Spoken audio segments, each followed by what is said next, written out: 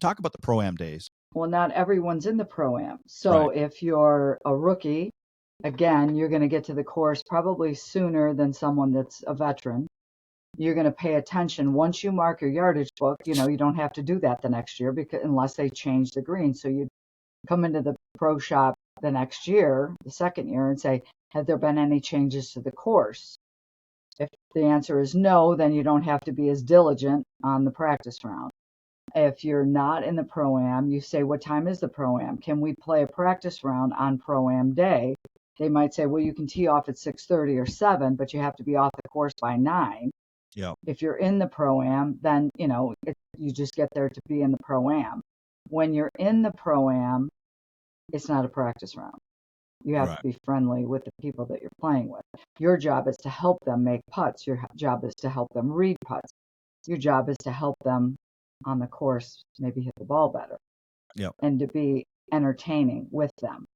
That's really important because they're paying a lot of money to play with you. So I just played in the BJ's Charity Pro-Am with the Legends Tour, and each Pro-Am team paid $30,000 to play with a pro. So the guys that played with me paid $30,000 to play golf with me. Yeah, that's the most anybody's ever paid to play golf with me. So my job is to be friendly. And of course. Well, and again, it goes to, the tour wants to promote itself. And, one of the reasons it's important as well is, if you have a successful Pro-Am event and, throughout the year at all the different events, that bodes well for the sponsors who are ponying up money to help these events in the first place. So if you got a bunch of cranky, pros out there in the Pro-Am, that doesn't bode very well for some of the sponsors. So they want to make sure. Which means you're not going to have a tournament, which means you're not going to play golf, which means you don't have a job. So you need to stop and think about it. Yeah, as you said, it's not a practice strategy. You touched on a little bit about that as well. Players and their caddies are certainly going to collect things like pin sheets, and they're going to do some analysis when they're out there, again, to sort of map out a strategy. So that was something that you had to do when you were out playing, correct? Yes.